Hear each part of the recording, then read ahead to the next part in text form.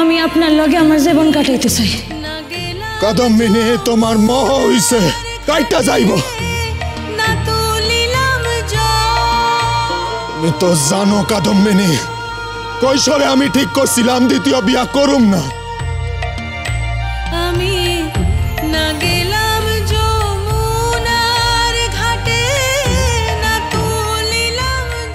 আমি কাদম্বিনীর স্বামী হইয়া ওই ফর্ম খান সই করো। কাদম্বিনীকে আপনি আপনার স্ত্রী বলে স্বীকার করুন।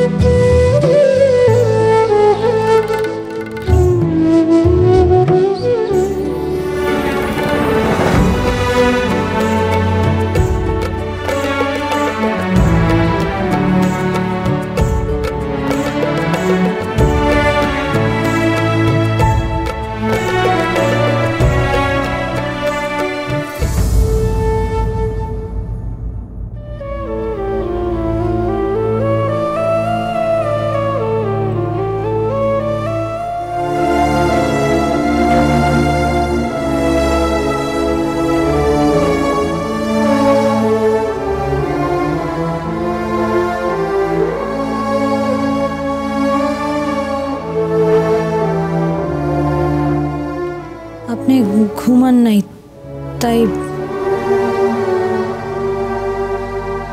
তুমিও তো ঘুমাও নাই।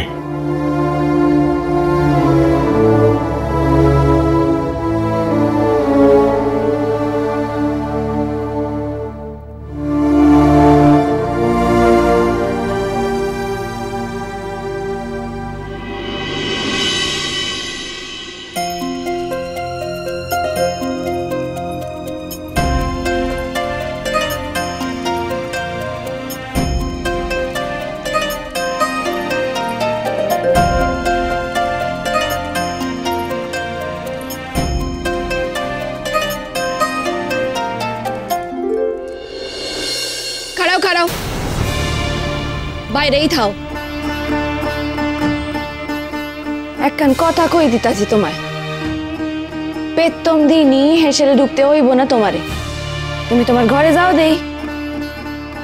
আর হ্যাঁ, আরো একখান কথা কইয়া দিতাছি, ওই দিকের ঘরে আমাগো নারায়ণ আছে, তুমি তো জানোই। ওই ঘরেও ঢুইকো না, অহন যাও। আমি কিছু সাহায্য করি বাইরে ঠিকাই করতে হইব না, এ আমাগো প্রত্যেক দিনের অভ্যেস। না করলেই গা ম্যাচ ম্যাচ কর।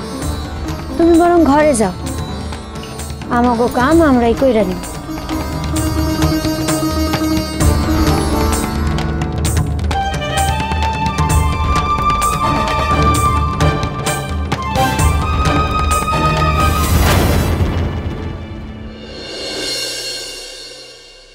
আসুন। তুমি আমায় জিজ্ঞাসা করে তবে আসবে ভেনিমা? ঠিক আছে, আর জিজ্ঞাসা করুন না।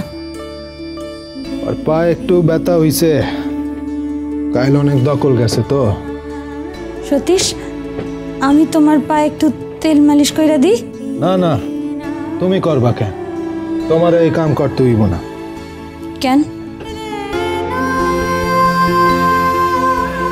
সতীশ, তোমার কি কোনো আপত্তি আছে যদি আমি তোমার পায়ে তেল মালিশ কইরা দিই?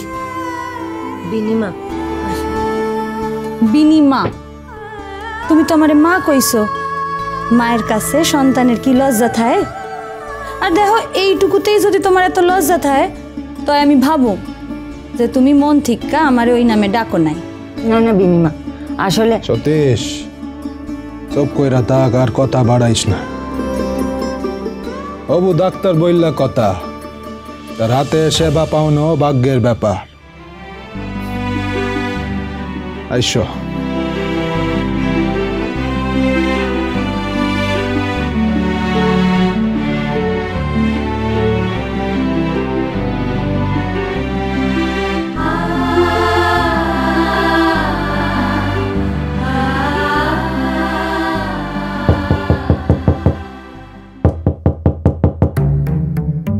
কি এমন করে দরজা ধাক্কাচ্ছে গো? আমি দেখতাছি। না না, কাড়াও, আমি দেখতেছি। কি হলো বলো তো? শুনে মনে হলো তো ডাকাত পড়েছে। আরে মুন্সি মশাই, আপনি কি হইলো? এখনো তো বাড়ার সময় হয় নাই। আমি ভাড়ার কথা বলতে আসিনি, আমি বাড়ি ছাড়ার কথা বলতে এসে। মানে? শুনুন মশাই, আমি বেশি ভুনিতা করতে পারি। সোজাসুজি বলছি, আজই আপনাকে এই বাড়ি ছেড়ে যেতে হবে। এ আপনি কি কইতাছেন মুন্সি মশাই? আপনি যা শুনেছেন উনি ঠিক তাই বলেছেন গাঙ্গুলি মশাই। ওনার বাড়ি উনি বলতেই পারেন। আসলে কি জানেন, আপনার মতন ঘোলাটে ভাড়াটে উনি রাখতে চাইছেন না। আপনি কোন অধিকারে আমাগো মধ্যে কথা কইতাছেন তর্কালঙ্কার মশাই? যার দূর আমার ধারণা, আমি আপনার প্রজাও নই, ভাড়াটিও নই, আর খাতকও নই। আর হরনাথ বাবু আপনার কেউ হন বইলা তো আমি জানি না। নিজের নাক কান নিজের কাছে রাখলেই ভালো হয় না?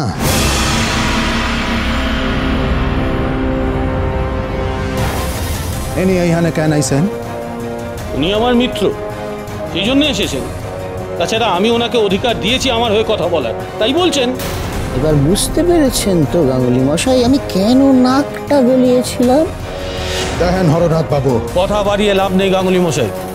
আমি স্পষ্ট বলছি, এই বাড়িতে আমি আপনাকে আর ভাড়াটে রাখতে চাই না। রাখতে কেন চান না? কারণ খান কন আমারে। কারণটা তো এতক্ষণে বুঝে যাওয়া উচিত ছিল গাঙ্গুলি মশাই। এত অসুবিধের তো কথা নয় অবশ্য। হ্যাঁ, আপনার যা চিত্ত চাঞ্চল্য এখন, ভালো কথা বা ভদ্র কথা তো আপনি আপনি ধমকাচ্ছেন কাকে? উনি তো খারাপ কিছু বলেননি। আপনি কারণ জানতে চান? কারণটা আমি বলে দিচ্ছি। আমি আমার এই বাড়িতে এরকম ব্যভিচার সহ্য করব না।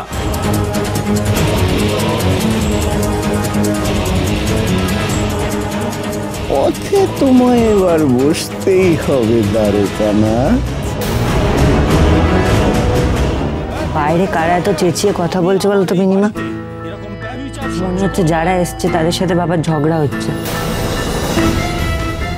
সতীশ, তুমি একটু বিশ্রাম করো, আমি বাইরে দেখে আসি, কেমন?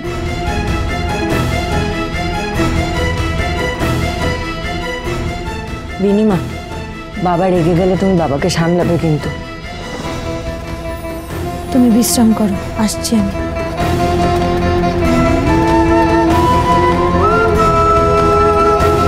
কি হলো বিধুমুখী, তুমি কাঁদতাছো কেন? তোমার জন্য আমার বাবাকে আর কত অপমান সহ্য করতে হবে কে জানে, আর কত বিপদে পড়তে হবে তাকে। সবকিছু তোমার জন্য, সবকিছু।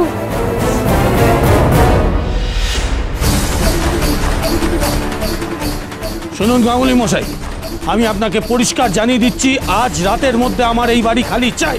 বয়স তো কম হয় নাই আপনার, এইটা নিশ্চয় জানেন। অজ্ঞল কিছু চাইলেই পাউন যায় না। জানি জানি যে চেয়ে পাওয়া না গেলে সেটা কিভাবে আদায় করে নিতে হয়। সোজা আঙুলে ঘি না উঠলে আঙুলটাকে একটু বাঁকা করতে হয়। আর আঙুলটা কি করে বাঁকা করতে হয় সেটা আমরা খুব ভালো করে জানি গাঙ্গুলি মশাই। এক মিনিট, ওই হে, এসো এসো এসো এসো এসো এসো। ওই যে উনি হচ্ছেন দ্বারকানাথ গাঙ্গুলি। যাও, এবার তোমাদের যা করার করো। খবরদার! এই এই কি করতেছেন আপনারা?